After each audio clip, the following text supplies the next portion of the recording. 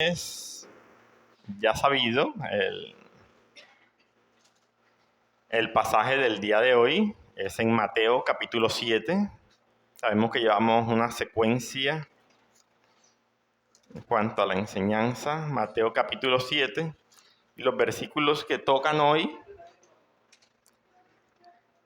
son el versículo 21 al 23. Mateo capítulo 7,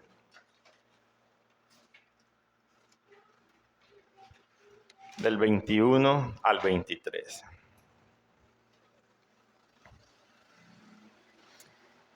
No todo el que me dice, Señor, Señor, entrará en el reino de los cielos, sino el que hace la voluntad de mi Padre que está en los cielos. Muchos me dirán en aquel día, Señor, Señor, ¿no profetizamos en tu nombre? Y en tu nombre echamos fuera demonios, y en tu nombre hicimos muchos milagros. Y entonces les declararé, nunca os conocí, apartaos de mí, hacedores de maldad. Recordemos las prédicas pasadas, los versículos anteriores a esto, que Jesús nos habló de que las apariencias o el aspecto físico de las personas no era suficiente para mostrarnos su verdadera naturaleza. Recordemos que nos habló de lobos vestidos de ovejas. Ahora en estos versículos nos dice que las palabras de las personas no son suficientes para mostrarnos la realidad de su relación con Dios. Primero vimos que la apariencia de una persona, el que se vista como cristiano, el que parezca cristiano, no es evidencia de que esa persona sea un verdadero creyente. Ahora en esta nos dice que las palabras de una persona. ¿Sí? Podemos ver que una persona puede predicar la Biblia, puede enseñar la Biblia, puede hablar acerca de la Biblia, pero el que haga eso no es evidencia de que esa persona es un verdadero creyente. Un verdadero creyente no se reconoce por lo que sale de su boca. Y pensemos en algo, y era algo que hablábamos anoche en la reunión que teníamos, y podemos decir que es una epidemia que hay el día de hoy de personas hablando de manera que si usted la escucha y usted dice, oye, parece que esta persona es creyente, Dios te bendiga. Utilizan ese tipo de frase, Dios te guarde, bendiciones para tu vida. Otros más groseros todavía dicen, te bendigo. Y este tipo de frases que al escucharlo una persona podría pensar, oye, son creyentes por la forma en la que habla. Pero podemos ver que muchas personas el día de hoy utilizan este tipo de lenguaje.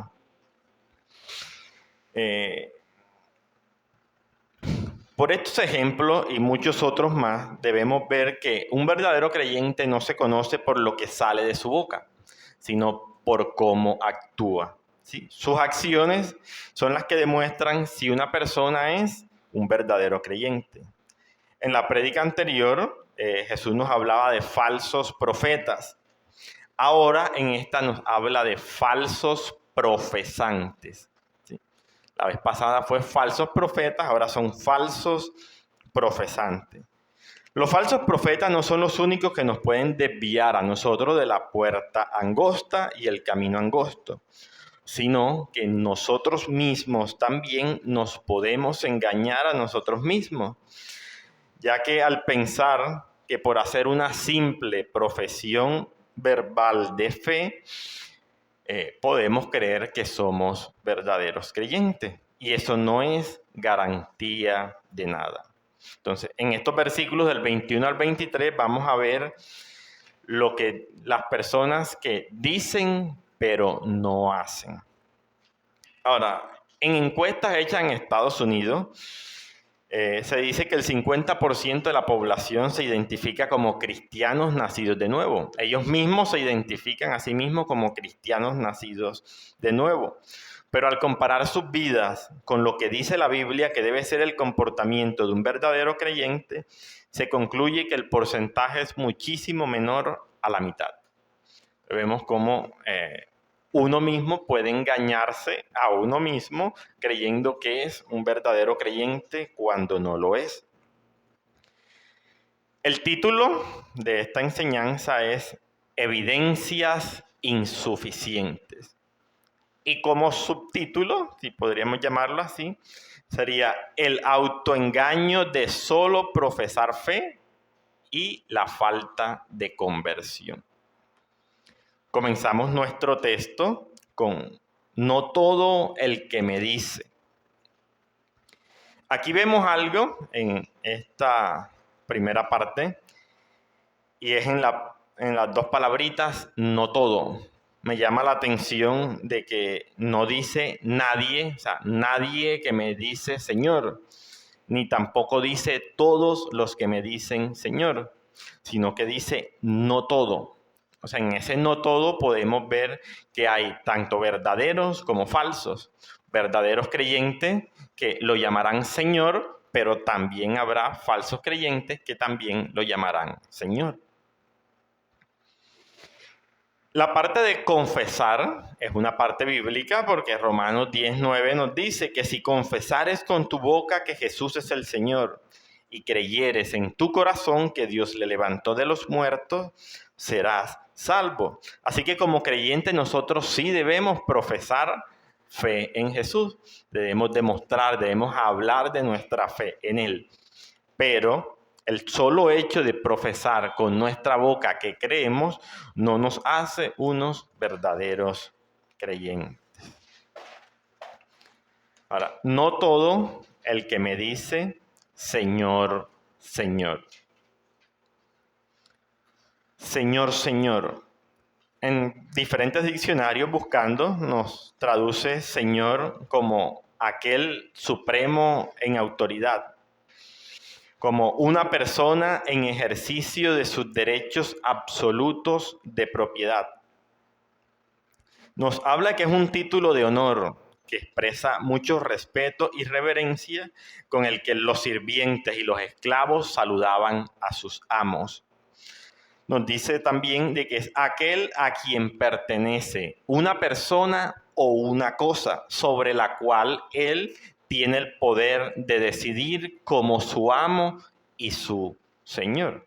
Entonces, estas personas que le decían a Jesús, Señor, Señor, lo estaban reconociendo como su amo, ¿sí? Ellos se estaban reconociendo a sí mismos como esclavos de él y viéndolo a él como su Señor, como su amo.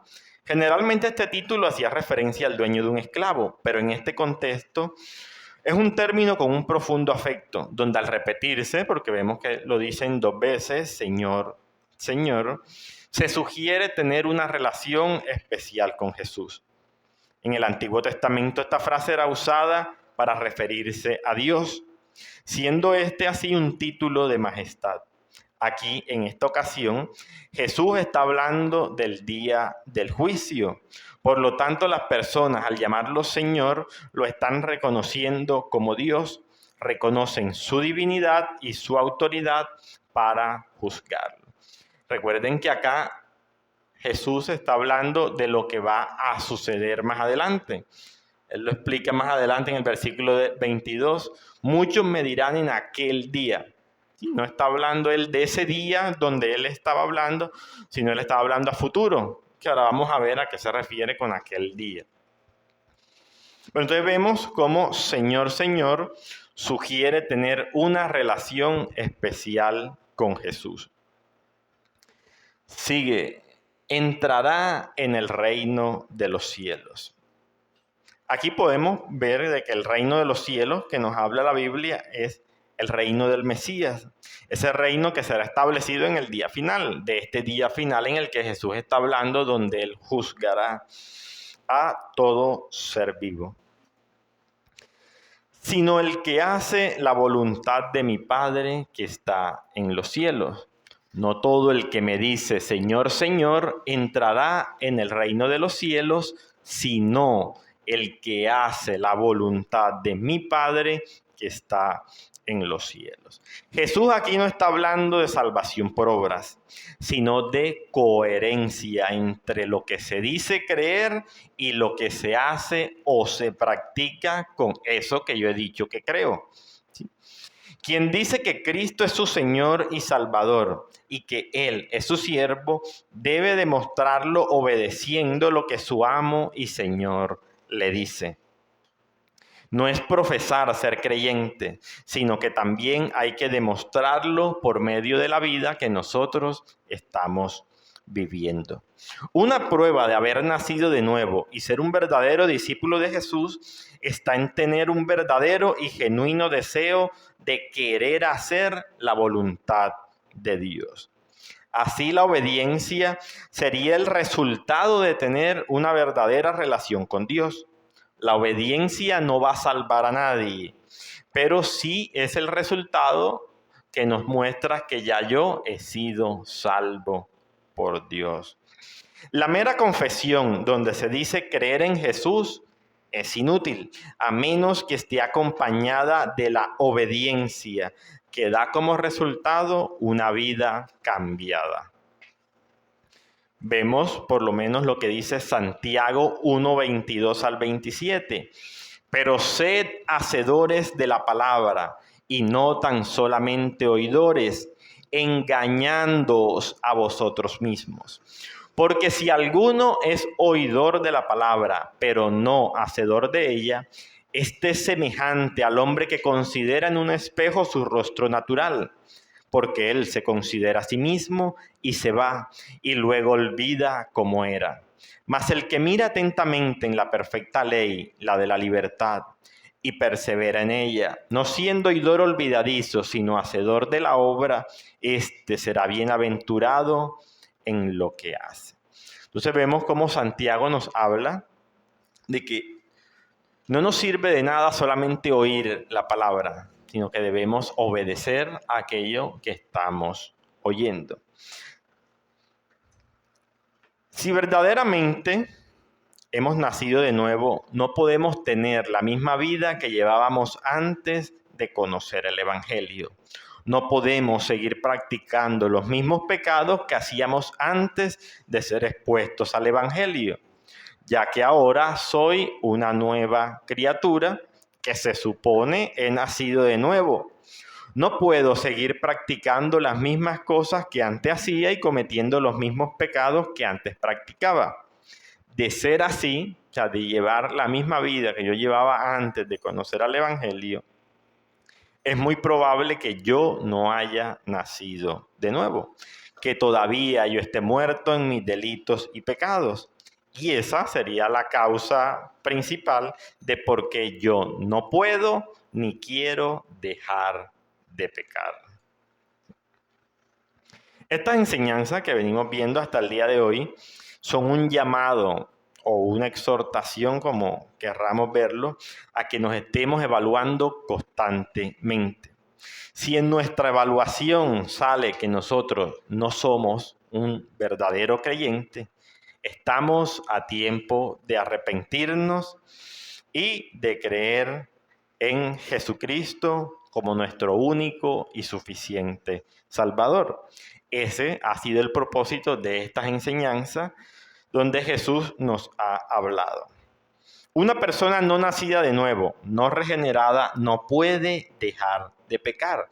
Recordemos la prédica anterior que decía, no puede el árbol malo dar frutos buenos. No puede.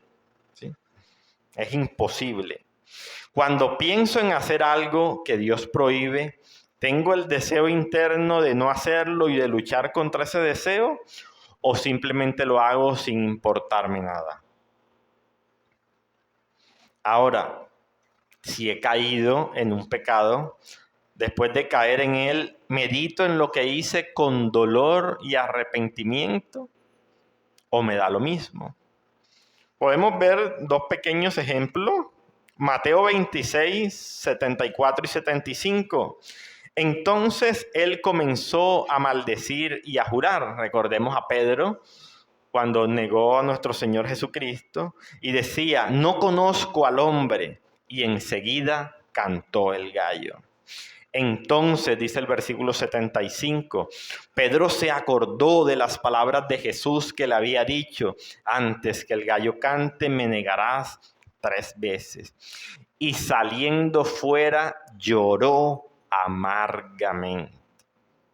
O vamos a hacer como otro ejemplo que la Biblia nos muestra y está en Hechos capítulo 8, versículo 17. Dice, entonces les imponían las manos y recibían al Espíritu Santo. Cuando vio Simón que por la imposición de las manos de los apóstoles se daba el Espíritu Santo, les ofreció dinero, diciendo, dadme también a mí este poder, para que a cualquiera a quien yo impusiere las manos reciba el Espíritu Santo. Entonces Pedro le dijo, tu dinero perezca contigo, porque has pensado que el don de Dios se obtiene con dinero. No tienes tú parte ni suerte en este asunto, porque tu corazón no es recto delante de Dios. Arrepiéntete pues de esta tu maldad y ruega a Dios si quizá te sea perdonado el pensamiento de tu corazón, porque en hiel de amargura y en prisión de maldad veo que estás. Acá vemos al apóstol que ve a esta persona, Simón, su accionar, ve cómo actúa él y él le dice, oye, diciéndolo de una forma sencilla, tú no eres un creyente, tú estás en prisión de amargura. Entonces vemos cómo el apóstol le dice, oye, tú no eres un creyente, arrepiéntete, pídele a Dios que te perdone. Pero, ¿qué hace él? Vemos el versículo 24, dice, respondiendo entonces Simón dijo, rogad vosotros por mí al Señor, para que nada de esto que habéis dicho venga sobre mí. ¿Vemos arrepentimiento ahí? No, ¿verdad? Vemos que esta persona lo que hace es decirle al apóstol, oye, no, oren por mí para que nada malo me pase. ¿Sí? No vemos arrepentimiento en esta persona. Entonces, ¿cuál es nuestro accionar? ¿Estamos accionando como Pedro, arrepintiéndonos cuando hemos fallado contra el Señor? ¿O estamos siendo como Simón? No nos está importando nuestra condición delante de Dios. Seguimos con nuestro texto. Versículo 22 dice, muchos me dirán en aquel día. Esos muchos nos debe recordar a nosotros el versículo 13. Entrad por la puerta estrecha, porque ancha es la puerta y espacioso el camino que lleva a la perdición, y muchos son los que entran por ella. Esos muchos, que podemos verlos también en el versículo 13, vemos algo y es que no se está refiriendo a impíos declarados, ¿sí? Sino a personas que lo llamaban a él su Señor, personas que decían reconocerlo como su Señor y Salvador, personas que sinceramente ellos creían servirle, personas entregadas a hacer obras religiosas, personas con credenciales y títulos ministeriales, personas que hacían actividades religiosas. La persona autoengañada cree firmemente que está en lo correcto. Ellos no creen que están engañados. Así, o por esto podemos nosotros ver, y es que el éxito ministerial que tenga una persona no es evidencia de que esa persona sea un verdadero creyente. Hay muchas personas, muchos predicadores hoy día que son muy famosos, que tienen congregaciones muy grandes de personas, pero ese éxito que ellos tienen no es evidencia de que ese éxito viene de parte de Dios, de que ellos son unos verdaderos creyentes, de que ellos son unos verdaderos hijos de Dios. Muchos me dirán en aquel día. Entonces, como les decía ahorita, aquel día, acá Jesús está hablando del día del juicio, el día en el que Él va a emitir un juicio sobre las obras de las personas. Algunos ejemplos de aquel día lo vemos por lo menos en Lucas 21:34. Mirad también por vosotros mismos, que vuestros corazones no se carguen de glotonería y embriaguez y de los afanes de esta vida, y venga de repente sobre vosotros aquel día. Segunda Tesalonicenses 1:7. Y a vosotros que sois atribulados, daros reposo con nosotros cuando se manifieste el Señor Jesús desde el cielo con los ángeles de su poder, cuando venga en aquel día para ser glorificado en sus santos. Segunda Timoteo 1:12. Por lo cual asimismo padezco esto, pero no me avergüenzo, porque yo sé a quién he creído, y estoy seguro que es poderoso para guardar mi depósito para aquel día. Versículo 18. Concédale el Señor que haya misericordia cerca del Señor en aquel día. Y 2 Timoteo 4:8. Por lo demás me está guardada la corona de justicia, la cual me dará el Señor, juez justo en aquel día. Y no solo a mí, sino también a todos los que aman su venida. Entonces vemos que ese aquel día nos está hablando de ese día en el que Jesús hará un juicio sobre las obras de todas y cada una de las personas de este mundo. Muchos me dirán en aquel día, Señor, Señor, ¿no profetizamos en tu nombre? Y en tu nombre echamos fuera demonios, y en tu nombre hicimos muchos milagros. En tu nombre es algo que vemos que se repite en esta lectura que hemos hecho aquí.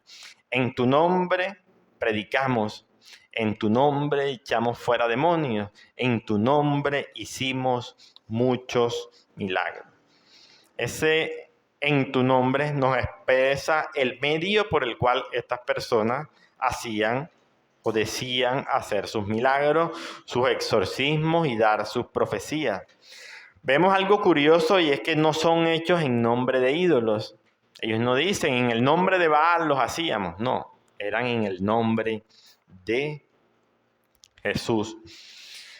Y al usar ese nombre, ellos creían que estaban glorificando a Dios y que estaban demostrando que tenían una unión y una relación especial con Él. Jesús nos afirma por medio de esto de que muchos falsos profetas dicen y hacen cosas maravillosas. Los milagros son parte esencial de su engaño e incluso los hacen usando el nombre de Jesús. Pero como veremos acá, estas acciones hechas por ellos, aunque eran bíblicas, porque por lo menos en Mateo 10:1 vemos que dice, llamando a sus 12 discípulos les dio autoridad sobre los espíritus inmundos, para que los echasen fuera y para sanar toda enfermedad y dolencia. Y hay muchos otros pasajes más donde Jesús da autoridad a su iglesia para predicar su palabra, para echar fuera demonios, para hacer muchos milagros. Pero aunque es cierto que Dios otorgó esa capacidad a los creyentes, a su iglesia, de realizar diferentes tipos de milagros, estas acciones en sí mismas no son evidencia de ser un verdadero creyente. Y es lo que el versículo nos dice. Señor, profetizamos en tu nombre echamos fuera demonios, en tu nombre hicimos muchos milagros. El hacer todas estas obras que ellos hacían, incluso haciéndolo reconociendo que se hacía por medio de Jesús, no es una evidencia de que fueran hechas realmente por Jesús y de que ellos estaban en una buena posición y una buena relación delante de Dios, ya que podemos ver que la Biblia nos habla acerca de los milagros. Por lo menos Mateo 24:24 dice, porque se levantarán falsos cristos y falsos profetas, y harán grandes señales y prodigios, de tal manera que engañarán, si fuere posible, aún a los escogidos. Segunda Tesalonicenses 2:9, inicuo, cuyo advenimiento es por obra de Satanás, con gran poder y señales y prodigios mentirosos. Y vemos muchos otros pasajes más que la Biblia nos habla, donde Satanás está haciendo milagros, ¿sí? Y nosotros no podemos, pues, guiarnos por... Si una persona hace milagro, eso no es una evidencia irrefutable de que él es un verdadero creyente. Vemos en Lucas 9, por lo menos, habiendo reunido a sus 12 discípulos, les dio poder y autoridad sobre todos los demonios y para sanar enfermedades, y los envió a predicar el reino de Dios y a sanar a los enfermos. Acá vemos algo curioso, dice que reunió a sus 12 discípulos y les dio esa autoridad para hacer esa cosa. En esos 12 discípulos estaba también Judas. Judas recibió también esa autoridad de sanar enfermedades, de echar fuera demonios, pero Judas sabemos que no era un verdadero creyente. Entonces, un falso creyente puede hacer esas señales, sí las puede hacer. Entonces, eso nos debe a nosotros alertar contra no pensar en que al una persona hacer cualquiera de estas señales, eso lo convierte inmediatamente en un verdadero creyente. En Mateo 12 vemos que Jesús está hablando con los fariseos y hablándole acerca de sus hijos les dice, y si yo echo fuera los demonios por Belcebú, recordemos que los fariseos decían que Jesús echaba fuera los demonios por Belcebú, Jesús les pregunta a ellos, ¿por quién los echan vuestros hijos? Por tanto, ellos serán vuestros jueces. Vemos que los hijos de los fariseos también echaban fuera demonios. Y Jesús les hace una pregunta a sus padres y les dicen, si yo echo los demonios por Belcebú, sus hijos, ¿por quién los echan? Entonces vemos que estas personas, los hijos de los fariseos, no eran creyentes, pero aún así echaban fuera demonios. Asimismo, estas personas de la cita de hoy, que profetizaban, que echaban fuera demonios y que hacían muchos milagros, igual a Judas, fingían y creían ser discípulos de Jesús y actuaban así como lo hacían los otros discípulos, tanto que nadie dudó de Judas en el momento en el que Jesús dijo que uno de vosotros me va a entregar. En él, como en todas estas personas, nunca hubo un compromiso real de obedecerle a Dios plenamente, ni de hacer que la voluntad de Dios controlara su vida. Esto nos debe a nosotros enseñar de que ser un trabajador activo y ferviente en asuntos religiosos no sustituye la obediencia a Dios. En el versículo 23 dice, y entonces les declararé. Jesús será el juez. Él dará su veredicto acerca de cada uno de nosotros en ese día. Él dirá si nos conoció o si no nos conoció. Su juicio será determinante, ya que Él es el Rey de Reyes y Señor de Señores, y a Él es a quien Dios el Padre ha dado toda autoridad para impartir juicio sobre todo el mundo. Declarar, aquí la palabra esta declararé, dice el diccionario, que es testificar legalmente, dar una sentencia judicial, dar un veredicto como juez supremo. Jesús va a testificar en ese día, el día del juicio, que él nunca tuvo ningún tipo de relación con esas personas. Él, como juez supremo, tendrá toda la autoridad dada por el Padre para juzgar. Recordemos a Juan 5:22, porque el Padre a nadie juzga, sino que todo el juicio dio al Hijo. Porque como el Padre tiene vida en sí mismo, así también ha dado al Hijo el tener vida en sí mismo. Y también le dio autoridad de hacer juicio por cuanto es el Hijo del Hombre.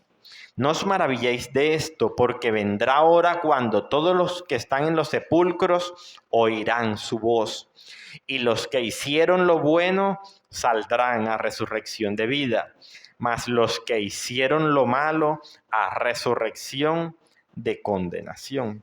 Mateo 25:31, cuando el Hijo del Hombre venga en su gloria y todos los santos ángeles con él, entonces se sentará en su trono de gloria y serán reunidas delante de él todas las naciones, y apartará los unos de los otros, como aparta el pastor las ovejas de los cabritos, y pondrá las ovejas a su derecha y los cabritos a su izquierda. Aquí la declaración de Jesús será contundente y definitiva en contra de las falsas evidencias mostradas en su tribunal. Dice, entonces les declararé, nunca os conocí.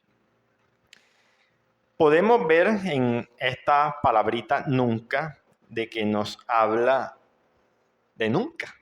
¿Sí? O sea, en ningún momento. No hubo un momento en el que sí y después no. Nunca nos habla de que en ningún momento, ni una sola vez, Jesús los reconoció como sus siervos. Porque podemos pensar de que, bueno, ellos tuvieron una relación en un tiempo con él y después se apartaron. No. Vemos pues que la Biblia nos enseña de que eso no es posible. ¿Sí? No fue que ellos fueron salvos y después perdieron su salvación. Aquí Jesús hablaba y decía de que ellos él nunca los había conocido a ellos. En ningún momento Jesús tuvo ningún tipo de relación con él, pero estas personas hablaban en el nombre de Jesús, predicaban en el nombre de Jesús, echaban fuera demonios en el nombre de Jesús, pero Jesús nunca los conoció, nunca tuvieron una relación íntima con él. Entonces podemos ver que no fue que perdieron su salvación, sino que nunca la tuvieron, porque nunca fueron unos verdaderos creyentes. Segunda Timoteo 2:19, pero el fundamento de Dios está firme, teniendo este sello: conoce el Señor a los que son suyos. Todo aquel que es de Dios, todo aquel que es un verdadero creyente, Dios lo conoce. Nunca os conocí. Este será el veredicto que Jesús le dirá a aquellos que tienen una vida de acciones religiosas hacia Dios y creen que por hacer eso Dios está agradado con ellos. Jesús les dice que no los conoce íntimamente, que ellos no son una nueva creación hecha por Dios, que ellos no han nacido de nuevo, que ellos no son verdaderos hijos de Dios. Acá ese nunca os conocí, no lo veamos como que Jesús ignoraba la existencia de ellos, sino que no los reconocía como sus siervos, no los reconocía como sus hermanos, porque no eran hijos de Dios, no eran lo que ellos afirmaban ser. Jesús está diciendo que no los reconoce como miembros de su familia. Estas personas nunca se preguntaron si su fe era real, si sus acciones eran aprobadas por Dios o si sus creencias estaban fundadas en la Biblia. Nunca se preguntaron si su cristianismo era real. Solo se dieron cuenta cuando ya era demasiado tarde, cuando ya no se podía hacer nada, porque se dieron cuenta fue en el propio día del juicio. Por eso la Biblia nos llama a nosotros en todo momento a examinarnos a nosotros mismos para ver si estamos en la fe. Hoy en día las personas andan ansiosas por tener cargos en la iglesia, cargo al que le llaman servicio a Dios, creyendo que ese servicio será lo que los va a acercar a Dios, pero no se dan cuenta que lo más importante es que Jesús los conozca íntimamente y que los reconozca como hermanos suyos y parte de su familia. La respuesta que Jesús dará ese día a estas personas será: apartaos de mí, o podemos decir: fuera de mi presencia. Esa será la respuesta de Jesús. Y termina diciendo Jesús algo, y es hacedores de maldad. Jesús les dice, apártense de mí, fuera de mi presencia. ¿Sí? Pero les dice, ¿por qué? Y les dice, porque ustedes son unos hacedores de maldad. Jesús sabe que sus discípulos más fieles fallarán, tropezarán y caerán en algún pecado. Pero Jesús nos recuerda, por lo menos en el Padre Nuestro, nos dice que cuando oremos le pidamos perdón a Dios por nuestras deudas, ¿sí? O por nuestros pecados. Cuando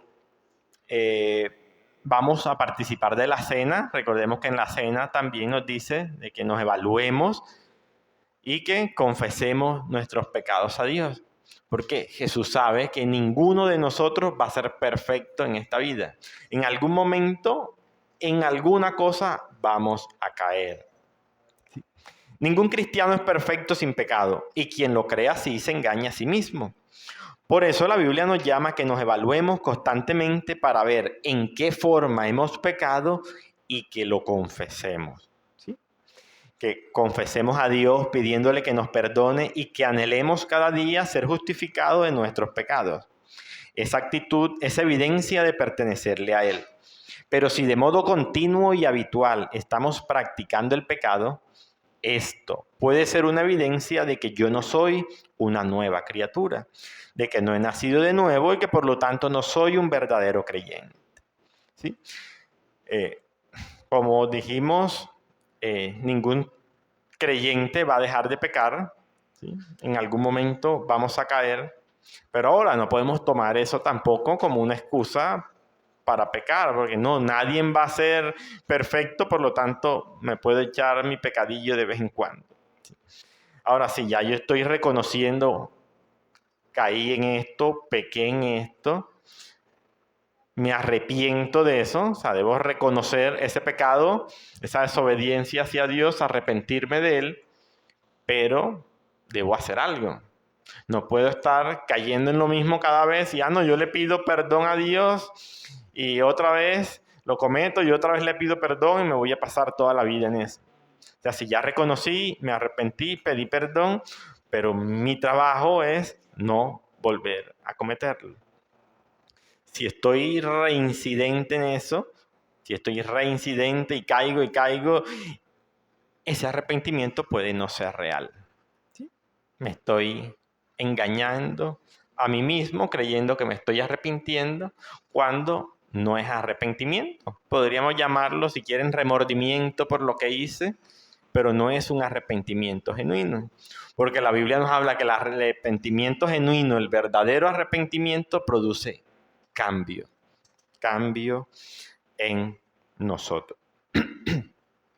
Esa parte, hacedores de maldad, en otras traducciones de la Biblia las traducen por no han dejado de obrar iniquidad. ¿Sí? Nunca han dejado de obrar iniquidad porque nunca han dejado de ser inicuos. Su naturaleza no ha sido cambiada. Por eso siguen haciendo obras de iniquidad. Y la palabrita también hacedores, que está ahí, nos muestra algo, y es que no es un error ocasional, no es un pecado ocasional, sino que es un obrar constante. O sea, todo el tiempo estoy haciendo lo mismo. Hacedores. Todo el tiempo estoy cometiendo los mismos pecados. Esto nos habla de un carácter corrupto. Sus malas acciones son constantes. Su negativa a someterse a la voluntad de Dios es en todo momento. Un hombre puede predicar la verdad, pero si su actuar es contrario a lo que predica, podemos decir de que es un falso creyente. Recordemos, o haced el árbol bueno y su fruto bueno, o haced el árbol malo y su fruto malo, porque por el fruto se conoce el árbol. Por el fruto se conocerá el árbol. La condena de Jesús que vemos nosotros acá en estos versículos a estas personas no es porque predicaron erróneamente o porque hicieron falsos milagros, sino porque no practicaban lo que ellos enseñaban, no practicaban lo que ellos decían creer. Bueno, mis hermanos,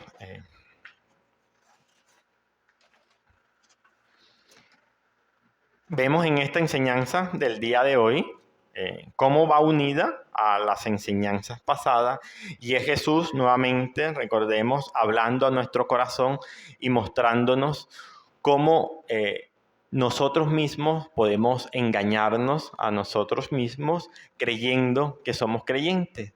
Pero la misma Biblia nos habla de que nos evaluemos, de que en todo momento estemos evaluando nuestra vida para ver si lo que sale de nuestra boca lo estamos obedeciendo, si estamos viviendo aquello que estamos predicando, si somos unos verdaderos creyentes.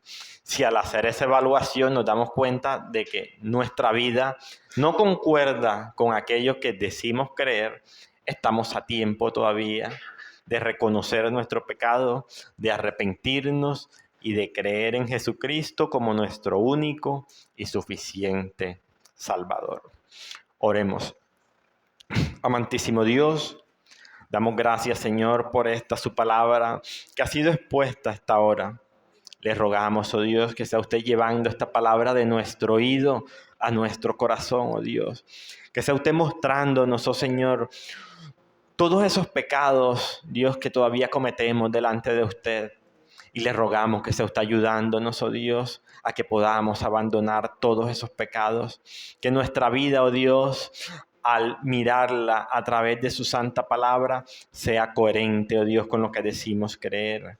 Ayúdenos, Padre amado, a que podamos mostrar esa fe verdadera que decimos creer a través de la obediencia a su palabra. Oh Dios, salimos ahora de este lugar, oh Señor, pero recordamos que todo este día, oh Dios, día santo, apartado para usted, es su santo día. Ayúdenos, oh Señor, a que durante todo este día estemos meditando en usted, meditando en su palabra, oh Dios, y que podamos agradarle todo el resto de este día. Se lo rogamos en los méritos de su Hijo amado Jesucristo. Amén.